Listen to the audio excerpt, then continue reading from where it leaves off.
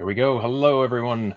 Welcome to December MacAdmin Monthly. We've been off for a few months. We had elections in the US and we collided with elections, and then we had some conferences that we collided with, but we're back, and I'm super pleased to welcome Cedric Owens as a guest this month.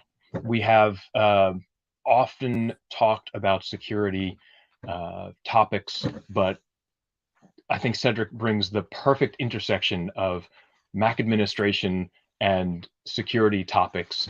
And he has a hard out in about a half an hour. So we're going to jump right into it. Welcome, Cedric. Please tell us who you are and what you do. Hello, everyone. Thank you all for having me. I'm super excited to be here.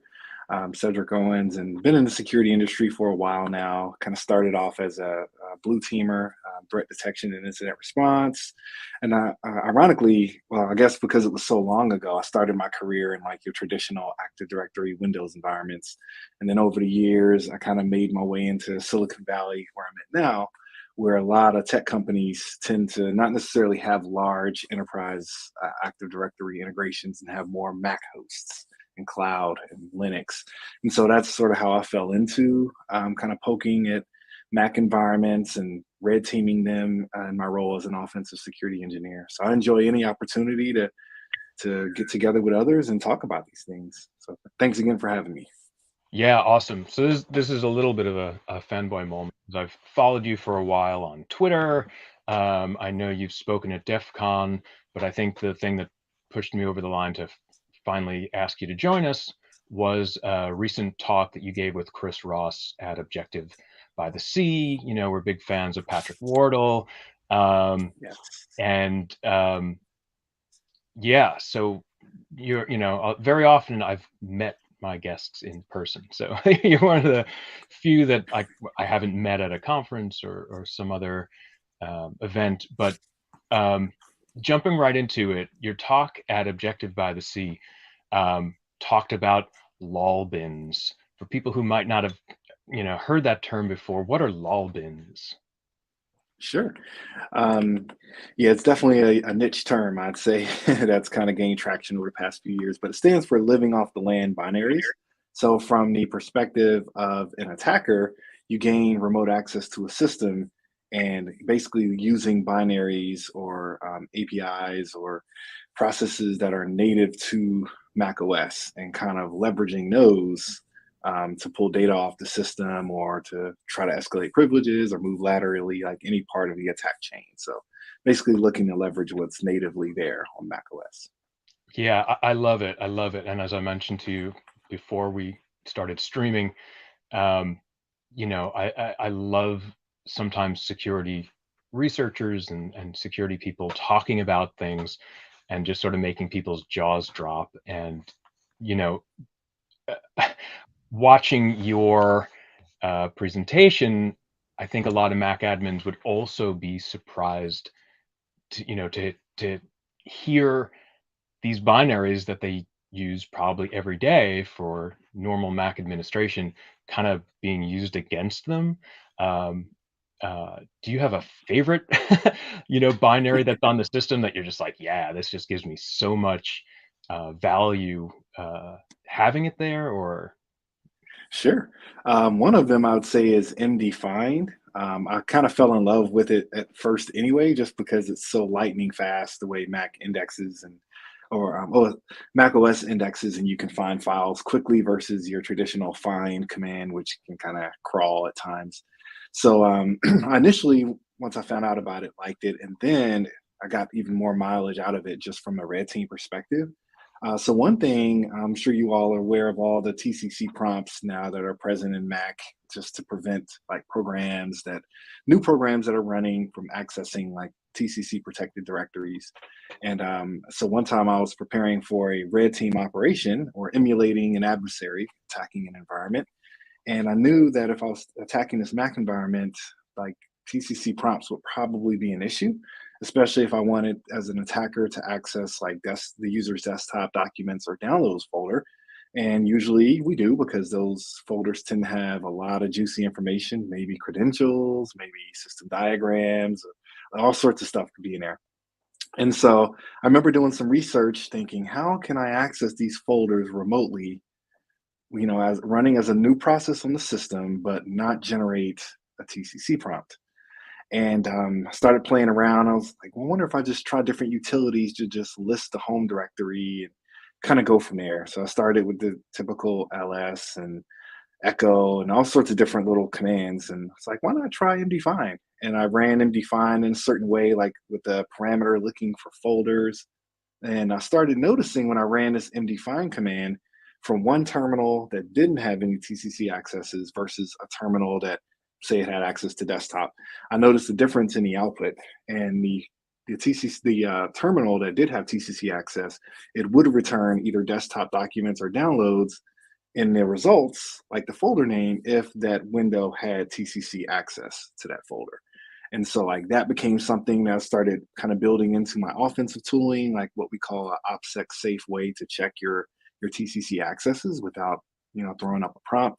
But of course, like MDFine also benefited us on many operations where we could also one cool thing I like about MDFine is you can not only search file names, you can search file contents through the KMD item contents, text contents values. And you can, so we would use that to like search for AWS keys or like the word token or secret, like lightning fast on a system. So MD5 is definitely one of my personal favorites. Yeah, I think for anyone who's maybe not familiar with the mdfind command, most people know it as Spotlight, and Spotlight, under normal circumstances, provides great value to you as an end user, but definitely as an attacker, if you can get onto a machine, having a command that just like tells you where everything is is really, really great. So it's sort of a Yes. double-edged sword. Um, I think a question that I ask most people, and you started out by saying, you started in traditional Windows and Active Directory environments. How'd you get involved with the Mac, or what attracts you to sort of like beating up on the Mac? Yeah, sure. So I got into, I guess my first like corporate job was in 2004. And of course, at that time, like Macs, of course, were around, but they weren't as widely used in the enterprise as they are today. So I started off in Windows environments. And right around 2016, 2017, I made a job change. And that was like my first sort of real Silicon Valley tech company job. And I came there, I was hired to build out the red team at this company. And I came there, started running an assessment or kind of looking around in the environment. And I'm like, whoa, like, where's Windows? Like, what's going on here? Where's Exchange? I'm used to all this on prem, like Active Directory integrations. And then I got there and it was like Mac was everywhere, a lot of Linux and cloud. And so as a red teamer, I had to really quickly get up to speed with how kind of Macs were managed in these environments, how they're interconnected, what tooling was available. At that time, there were only like two kind of primary like Mac OS focused tooling for attackers. One of them was written by my co-presenter at Objective Odyssey, Chris Ross, called Python Empire, and then the other one was like Metasploit. That was like it. And so I wanted some additional options that at the time weren't present in either tool. So it put me in a position where I started researching and trying to figure out if I write my own command and control tool for Mac OS, like what would I want to add? How would I do it differently? What type of payloads would I want? And so that sort of started my foray into the offensive side of research for Mac OS. And I wrote a kind of rudimentary tool just to give me a good understanding of how like command and control servers work and how I could get it to work for Mac OS. It was called Mac Shell at the time. And then, so I got that working, used it in a red team operation, and then just kind of iterated on it. It came out with a newer version like a year later. And since then, I've just really enjoyed the Mac OS side of things, like collaborating with those in industry, looking at control bypasses, and kind of interesting ways to attack the system. Mainly because another angle to it as well is the defensive capabilities on Mac OS are not quite as like mature as they are on Windows when you look at antivirus and endpoint detection and response. It's just not quite there yet. So it's a fun place to basically shine a light, a lot of rocks that haven't been turned over yet on the Mac side. Yeah, yeah, that's super interesting. I think there is something interesting about being a security person or security researcher. I don't want to say like Windows is old hat because, Windows is still the vastly dominant platform in business, and it still sort of outstrips the Mac. But Apple has this image around, privacy and security. So I think it definitely gets the sort of the headlines when someone's attacking the Mac and they have either some success, whether sort of like a very real success, or I don't know. I'm sure you've seen these write-ups of like, hey, I found this thing on the Mac, and you kind of read through the whole thing and you're like, it's kind of a thing. It's like maybe it's not really a thing, but those headlines are always very sort of like prominent. Um, I know I I did some time at Duo Security on the Duo Labs team, and we would watch our blog statistics very closely. And anytime, we had a blog post around the Apple T2 chip or some Mac related security feature, it was always the sort of like much higher in traffic than any other blog post we were putting out. um, Yeah. Yeah, so exactly. There seems to be a kind of perception around Mac OS. I remember it's kind of turned into a joke now, of course, but initially there was a strong belief that Macs did not get viruses, right? That those were just viruses were just a Windows concept. So Linux, anything Linux based was kind of considered safe, but we've kind of seen that it's really been more about market share, right? Windows was attacked because Windows has the largest market share, but now that Mac OS has been growing in market share and it's like even in companies where there's a small percentage of Mac OS, let's say executives are on them, like your C-suite is on Mac, now it becomes a more valuable target. So now there's more attacks that are targeting Mac. So it's become a very interesting topic over the years. yeah, yeah, yeah, absolutely. So you brought up an interesting point around the maturity of what we see on the Mac, and I think overall Apple is Apple's doing a pretty good job with security. I'm feeling, I think for me, I go in waves about how I actually feel about Mac OS security, and I'm generally feeling pretty good about it now. And a lot of that has to do with Apple controlling the entire stack, the hardware, the software. They can do a bunch of clever stuff with the secure enclave. That's, again, sort of like completely under their control, and the OS can't get in the middle of it. Um, but you do bring up a good point around the tooling. So I guess the very broad question here is, you gave this talk about um, all these tools that can be used against administrators, and like, so what do we do about it? Right? What do you suggest people do? What's the solution? Sure. I'm personally a fan of Apple's endpoint security framework that they've released recently, and just the visibility it gives. And what's kind of neat about our talk is pretty much everything we mentioned were command line binaries, utilities. And so, as a good starting point, like someone could take the exact commands we ran, right, and rerun them what with endpoint security framework monitoring and just kind of see how the logs look. I believe the log type is exec logs, if I remember right, within endpoint security framework. So you can kind of replay it, see what that looks like there. Another aspect too is to kind of think about how you're managing your Macs, like if at an enterprise level. So like, are you like how the Macs are managed? Are they is remote management enabled on your Macs? Like for instance, is like SSH used? If so, is like SSH enabled on all your Mac endpoints?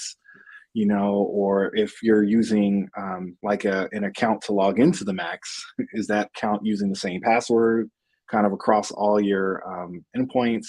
Just kind of thinking about those types of questions about like how you're managing your Mac fleet, how it's interconnected with other parts of your environment, and just sort of thinking through what the attack scenarios might be. Like that's a good proactive exercise as well.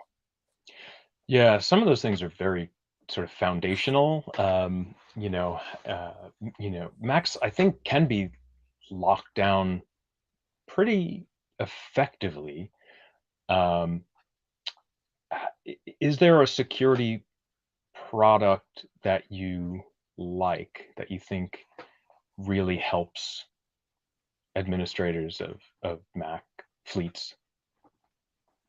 Yeah, it's a good question. I know there's some out. Jamf immediately comes to mind just because out of all the vendors, like they're very Mac focused and Kanji as well. Kind of in the same boat, like just very Mac focused. I just knowing some individuals that work there and the research that they do, I think it helps not only from a functionality perspective with managing your fleet, but it also kind of embeds a lot of the security and core concepts and visibility and alerting that you will want into your native Mac fleet. I know there are also solutions that kind of do both, like that you can use across Windows, Mac, and Linux. But to be honest, the solutions that I've checked that are usually wear multiple hats, they tend to be not as deep on the Mac side just because they're more general across different operating systems. So I would say if someone's looking for something to definitely check out, like Jamf or Kanji, just to give you more deep capabilities for Mac OS. Yeah, yeah. They are definitely friends of the Mac community. Um, And also, I was going to shout out Patrick Wardle's free yeah, tools as well. I'm a huge fan of everything Objective C releases. I know they're not, most of them are not enterprise tools, but I think they're still really cool. And you might be able to roll them out, some of them anyway, at an enterprise level by kind of integrating them with your tooling. yeah, exactly. I mean, Patrick's tools are fantastic, but I think they're a little bit more individualized. Uh, Possibly for like the security person at a company, you might want to be running those and like, hey, I installed this thing. Why is block telling me that there's this thing trying to install a launch agent or something along those lines? Um, I don't think I've found a great way to deploy those to an entire organization where they make sense to end users. Um, Yeah. I'm a big fan of, I, or at least I've come to like CrowdStrike more than I think most people admit. I think a lot of people are just like, oh, CrowdStrike, rah," but the more I've used it, it does let you sort of ship back pretty valuable information, and they've shifted off of kernel extensions and into user space, which is exactly what Apple's looking for. I'm also still a big fan of Santa from Google, the open source Hmm. tool. That's another one that, if you haven't looked at it, that will tell you every process execution on the box, and let you just sort of ship that up to a central server. That's incredibly useful. Like, I think if I only had one tool to drop on a box, it would probably be Santa. Um, are you familiar with Santa at all? Yes, yes, just the Yeah. whitelisting aspect of things, and Yeah. So yeah, even if Santa is definitely a Yeah, I was good gonna say, option. even if you don't put it into blocking mode, just the logging that it gives you is just really fantastic. And I think that's where I think we find some frustration, or at least I find some frustration on the Mac, is shipping logs. Like Linux and Windows, it seems like there's a lot of just sort of like pre-built solutions that, like, well, it also runs on the Mac if you want to build it from source, and it may or may not build cleanly, or like, I've tried FluentBit and FluentD and CollectD, and I don't know. It's They're not great solutions for shipping logs, but as a security person, like, I want all the logs. Give me the logs. Like, that's what I want to go through, right? That has all the information. Yes. Yes, yes, and good call out on a lot of the products that you just mentioned, CrowdStrike and Santa. Definitely agree with you as well. Just the visibility that Santa provides, and of course, if it's in preventing mode, like that's a big challenge that attackers now have to overcome, like learning where the whitelisted paths are in this particular environment, and then trying to get there so that Santa won't stop what they're doing. So it's a good hurdle to kind of put in front of an attacker. Yeah, Santa's an interesting one because it's something a lot of end users generally haven't seen. So I think, internal to an organization, if you're trying to deploy it, it takes a lot of sort of education internally to let people kind of understand what it is. And then in general, you have to come up with your own workflow for getting binaries approved. So, you know, Google used to also have this open source server called Upvote, which was really nice. And then that project sort of died or went internal only, right? Like they have their own fork that they continued internally. The public version sort of died. Um, we have someone on the call here, Henry, who has a project called Zentral, which is part uh, part monkey, part OS query, but the most important part to me is part Santa server. Um, so depends on what you're doing internally, but you need to sort of like figure out the workflow for people. But um, yeah, like I said, for me, Santa, just the logging information that it provides, just every execution on the box, fantastic. That's what I want to Yes. know. And it's also Yes. really cool just for collecting, um, again, even if you only have it in monitor mode, uh, it's super cool for like collecting, hey, what certificates have we seen across the fleet? Like, or have we Yeah. seen this binary at all across the fleet? Very, very useful. Yes. Indeed. 100% agree. So, do you have any plans for upcoming conferences, talks? I'm definitely already sort of thinking about Objective by the Sea for next year, meaning I've got to start my research now so that I can hopefully find something cool enough to get selected. So Yeah. that's a big one. And trying to think, maybe my local B sides, but next year I'm going to try to go a little lighter on the conferences. Yeah, it is a lot of work. Like it can be fun and enjoyable, but it's also a fair amount of work, no doubt. Yeah, Objective by the Sea has definitely become my like. If I don't go to anything else next year, like I just want to go to that conference. Like, not only is it cool locations, right, but just to being able to congregate with people that work in the Mac OS security space. It's just so unique, and I love it. A lot of good ideas, good projects have come from some of my connections there over the past 2 years that I've been. Yeah, I think you hit the nail on the head. It's a very like there are security conferences and there are Mac conferences, but there's really only like one Mac security conference, and that's Objective by the Sea. And it's like sort of like a really unique crossroads. As we've hit on a few times as we've been talking, um, the Mac is smaller in sort of population than Windows, but it's in a lot of critical areas. A lot of companies use them in very critical roles. So, uh, sort of understanding the threat models and what threats are out there is just sort of invaluable. And I wasn't able to attend Objective by the Sea this year, but I definitely sat there and watched the stream when I could, and I watched the videos after they were all available. Really great talks this year. So yeah, I totally agree with you. I know some of the people here, certainly Eric has been to Objective by the Sea at least once. I'm waiting to figure out how to go. Um, I know when we had Patrick on, we kind of talked about how lucky he has been with timing. Like he was like the last conference as things were shutting down for the pandemic. Uh, and then things sort of opened up again, and Patrick was right there with like, "Hey, I'm having a conference, and it's nice weather, and people are traveling again," and he did it again. So he's been really fortunate in sort of threading that needle of like still having an in-person event. It's pretty amazing. Yeah, and it's like the audience has been, to me, like just the right size. I want to say this year's might have been the largest one, and that was only like 200 people or so. So he keeps the audience at a good size, and with the venues, we do a lot of our social stuff outside. So the Yeah. conference just really lended itself like that's something you could continue even during the pandemic. Yeah, that's pretty critical. And pandemic notwithstanding, eh, keeping your event to a certain size just makes all the difference because there is a tipping point, and once you go over a certain size, it kind of turns into a new thing, which isn't necessarily bad, but I know as an attendee to an event,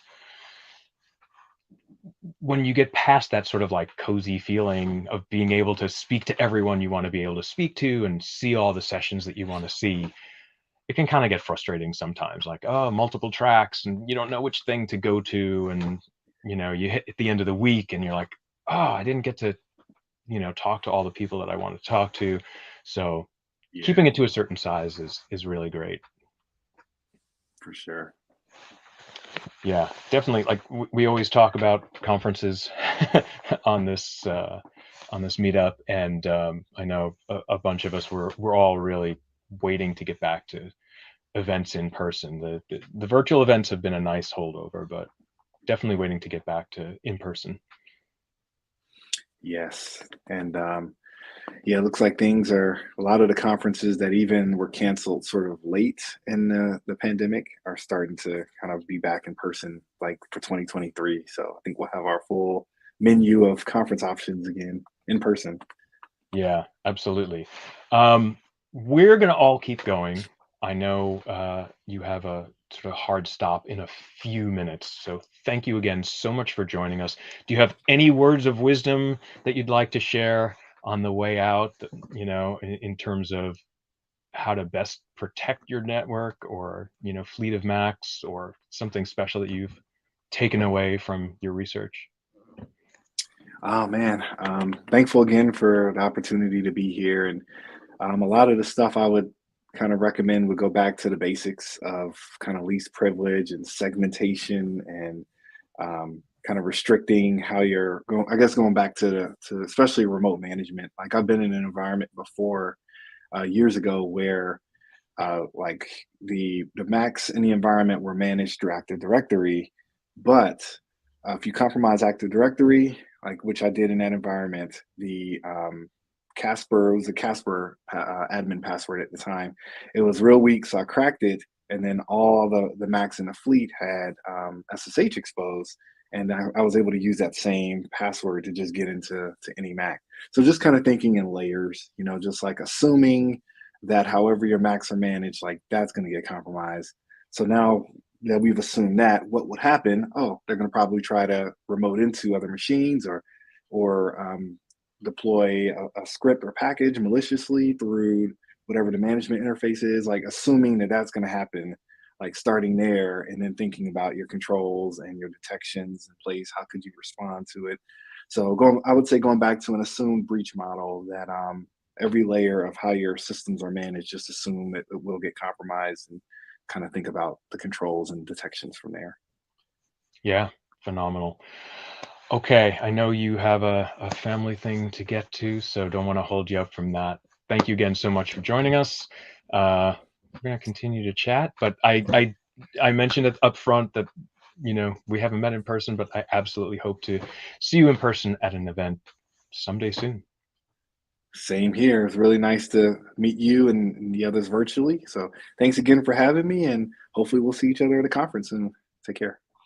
Thanks. All right. For my Mac admins who are left, I don't know if anyone has any thoughts or comments. I've just been thinking about Ventura, and I don't know if anyone else has seen or widely deployed Ventura, but Ventura's just been sort of bugging me. It's been the first release in a long time that is just kind of in a train wreck for me. I don't know if anyone else has any Ventura war stories. And did it change with today's update or?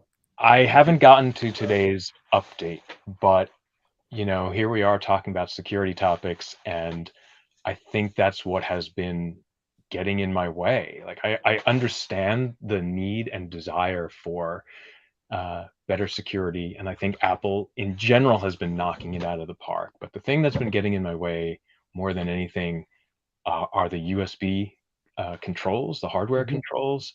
It seems like my Mac never remembers, and every time I reconnect a USB device, do you want to allow this device?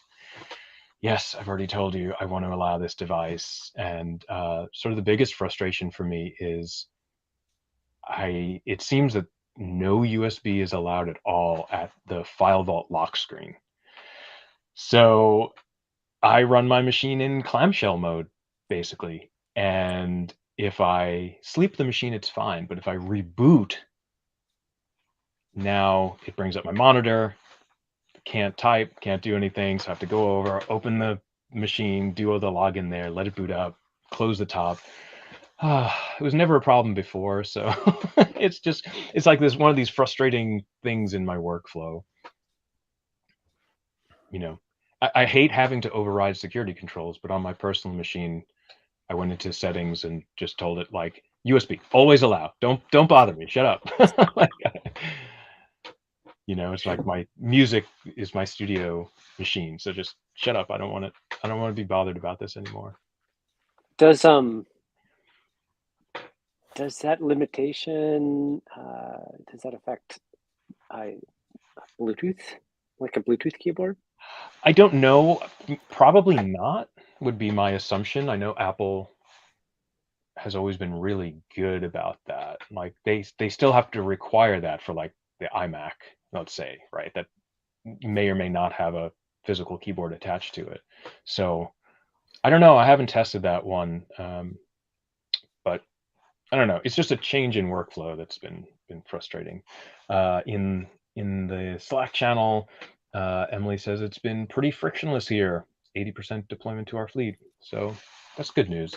I will say I don't think I've gotten a lot of complaints from people that I work with. So that's good news. I know there have been some like weirdo changes to YubiKeys. I don't think that affects a lot of people, but like, we get these notifications all the time like, hey, you've plugged in your YubiKey. Yeah, great. And there's a problem that I don't understand entirely, so I won't even bring it up. Oh, those are the funnest problems, Ed. Come on. Yeah, I have to do some more diving into it before I figure it out. But anyway, what has everyone else been dealing with? I'm looking for good news. I'm looking for good news. I have to tell you, I had a conversation with a friend of mine the other night, and he wound up like inadvertently telling me all of these stories about how technology was really working for him and really helping him out. And he recently got some hearing aids, and they pair with his phone, so it can help him hear regular conversations. He can put his phone down. If he gets a phone call, it goes right into his hearing aids, and like you couldn't even see them. And he told me a few stories like that, and I just said thank you, because I think sometimes being involved in this industry, particularly on the security side, you hear a lot of stories about how technology is harming people and he's scamming people, or it's allowing them to harass people, or stalk people, and it can get sort of like depressing at times. And I'm wondering if I'm involved in the right industry. And then here comes my friend, like completely unknown to him, and tells me all these stories about how things are working. I'm like, yeah, all right, technology still has some good points. That's good to hear, because I want technology to help people and not hurt people.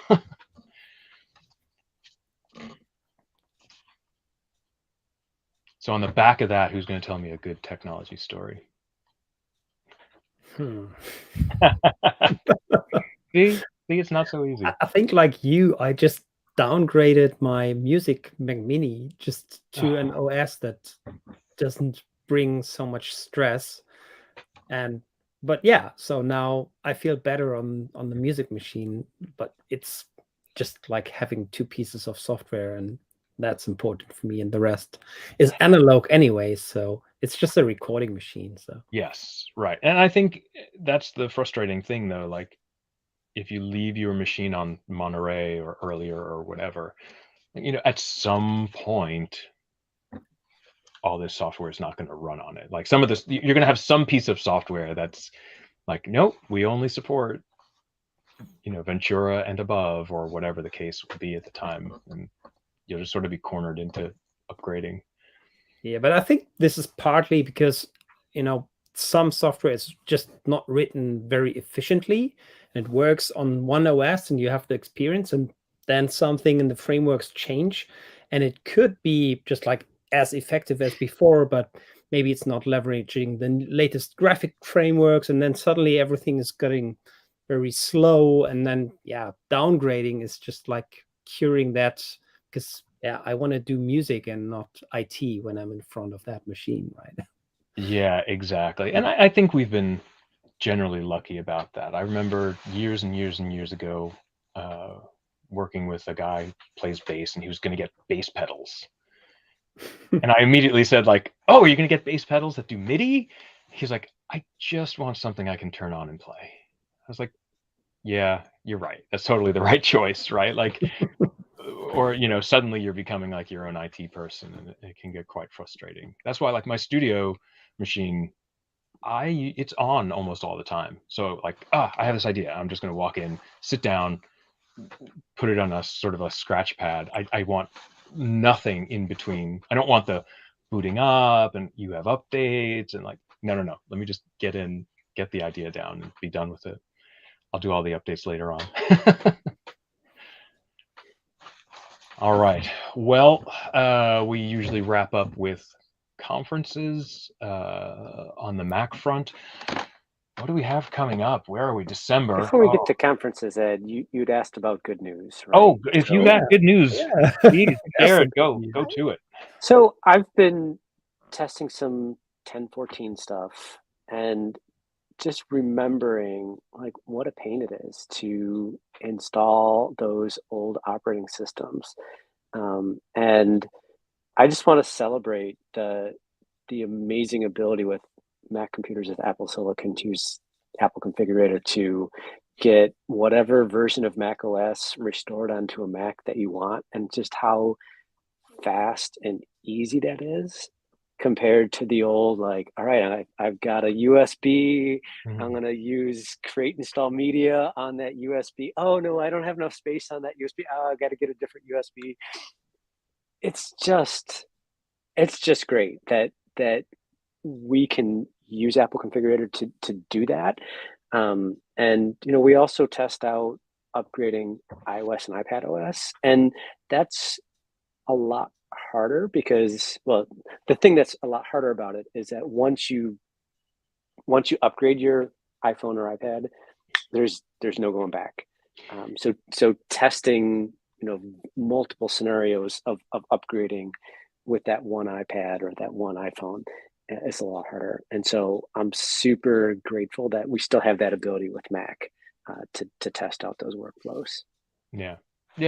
That's nice. I'm hardly saying that there have been no advancements or improvements. There definitely have been, and as you mentioned, Apple Silicon is just, wow, what a huge step up, what a huge improvement to so many things. I will never stop praising the graphic drivers on the Apple Silicon machines, where you connect to a monitor and it just sort of lights up immediately, or like in my case, where I usually have it in clamshell mode, but if I open it up, it's like, boom, it lights up the screen immediately. I close it, the monitor's just like immediately doing the right thing. If you remember on the Intel machines, that would just be like plugging into the monitor, and it's like takes a bit to figure it out, and kind of it's slow enough that you see all your windows just sort of like pop into place. Someone worked very, very tirelessly on these drivers, because they're great.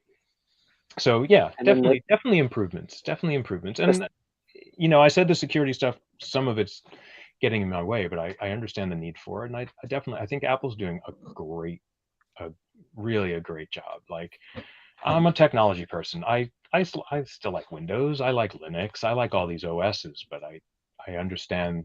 I think I understand contextually their place in the world, and at least what I would use them for and trust them for. And Apple with the custom hardware is just getting better and better and better at their security story. And the second good news is that Apple commercial about that highlights accessibility. If you haven't seen it, Yes, I definitely encourage anyone to check it out. It choked me up. I watched it. I got choked up. I watched it with Heather, and she got choked up in the same place and it's just like, wow, this is Apple's doing some amazing things with the hardware, and incorporating accessibility into the hardware and the software is not trivial. It would be really easy for them to say that's kind of a lot of work, and how many people is that really going to help? And that's not the approach. The approach is how are we going to make our products useful for as many people as possible? And it's that commercial is just a great celebration of that. Yeah, totally agreed. And I've been a proponent of that for quite some time.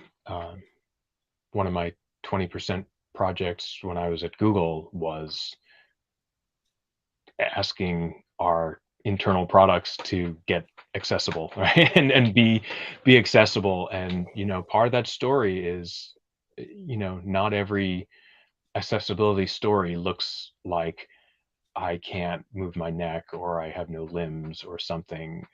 And very often, a setback is temporary. Oh, I broke my leg. Well, I need a ramp to be accessible, but that's going to heal up and I'm going to get over it. But it helps everybody, even if it's only temporary. So I think that's an important part of the story. I very often run devices like my iPhone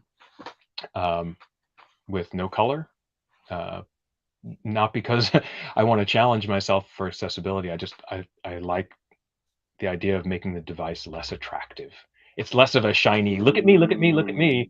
It's sort of like the world is still in color, but this thing is a little bit more drab, and I just have to use it as a communication device for like work chat or whatever it is, and boom, I can just put it down and not get addicted to that like constant scrolling through things.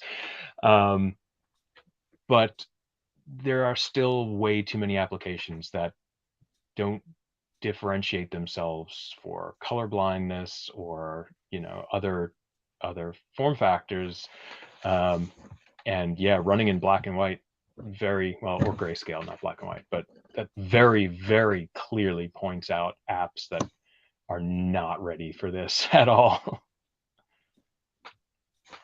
But yeah, I mean, I agree with you. It's a great commercial, and Apple has probably the best comprehensive story there. Like I know, some of the big screen readers exist on Windows rather than Mac, but Mac has a good text-to-speech story, and Linux is kind of a train wreck. So yeah, agreed. Good point. And to help you segue to conferences with good news, I just learned that PSU MacAdmins is going to be in person. Excellent. That's an interesting one because, PSU, I guess they take place in the nicer weather, so that's potentially a good part of that story. But they are definitely also one of the larger events. I think last time it was in person, it was 550 or 600 people or something. So it's a big event.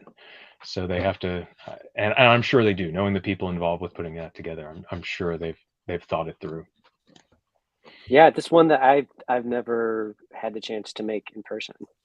I did a virtual session in 2021 for PSU MacAdmins about Apple Silicon workflows, when the Mac with Apple Silicon was kind of new and showed off some of the things you could do. I guess sometimes who attends these events blur together. You've never been to PSU in person? I've never been to PSU in person. All right. Well, me neither. Of course, it's a longer travel for me. It's a little bit further of a flight. What about you, Marcus? Have you been to PSU? No, I have not. So All right. Well, Yeah, well, don't think I'll make it 2023, but hoping maybe 2024. all right. Well, that's interesting. I mean, hi, Marcus. How are you? I'm good. How is everyone? Good. Fine. From the other side of the world. Yeah, speaking of long travel, I mean, obviously that, puts you out from most of the US conferences. For me, it's kind of my backyard. I drive. I don't even have to fly. It's better off to drive than get to the airport, go through security, wait for the flight, do the flight, get off, like by the time you do all that, it's like, okay, I can just drive from New York. So that is good news. And I think the good news there is that most of the events that we're interested in are starting to get back to be in person. So I'm definitely looking forward to seeing more people in person in 2023. Fingers crossed, right? Like, Absolutely. I don't know. I think the first one is MacAd UK. That happens yeah, in May. Is there any conference before May? I don't know of.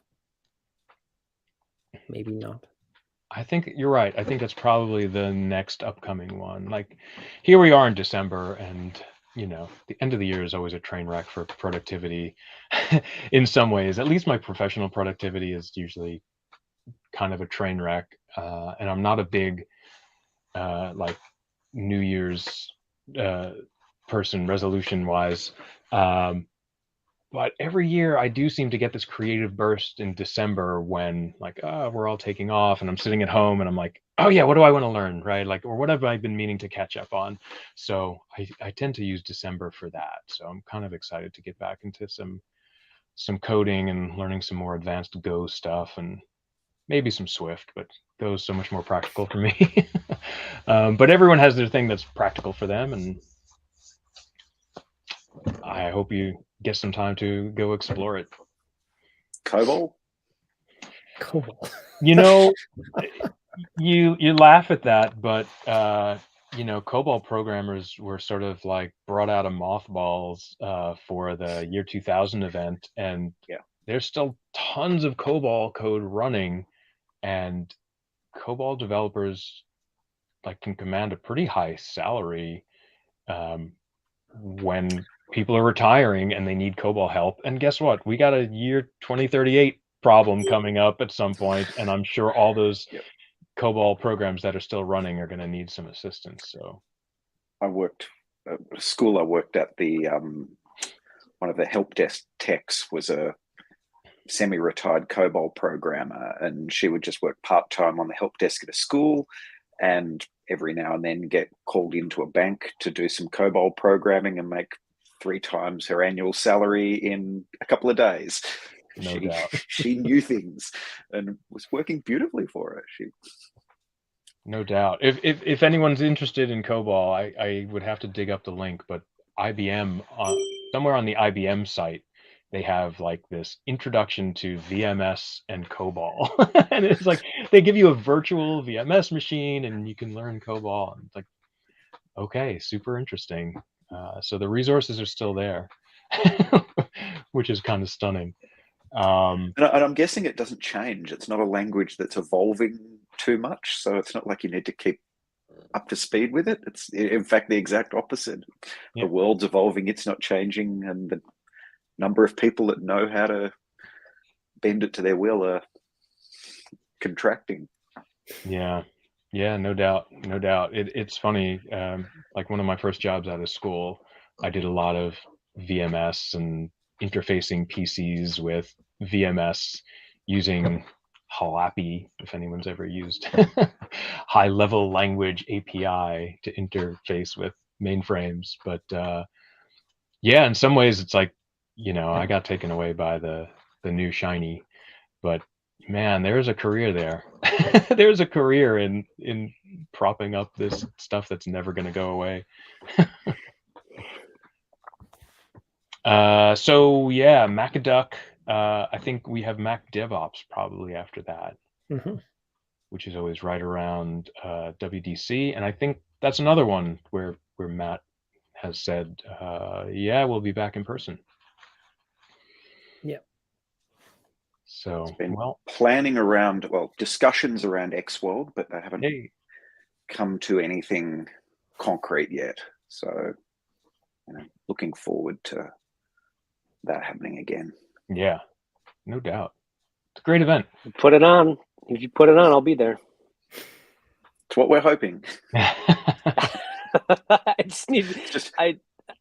I need a little bit of notice. I know. Finding somewhere to put it on the UTS, the traditional venue. I think we're only allowing bookings 6 weeks out, and it's like, it's Well, not really. That's getting close now.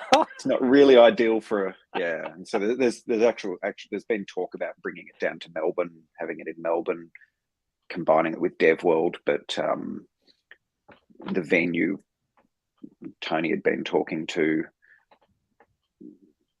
internal approvals, things like that. So, I feel like it's not going to be February very strongly. So, we'll see. Yeah. Turns out planning in-person conferences is hard. And it has only gotten more difficult. I don't Yeah. envy people running conferences right now. And Patrick said MacSysAdmin will be in person in October. Yes, he did. It's another one, barring any weirdo issues, that should be back in person. But like, I can't even think out that far ahead at this point. I think the next two conferences that we were talking about are sort of like the range of my ability to project into the future right now. But okay, well, that was our wrap up. Marcus, you got to join us earlier next time.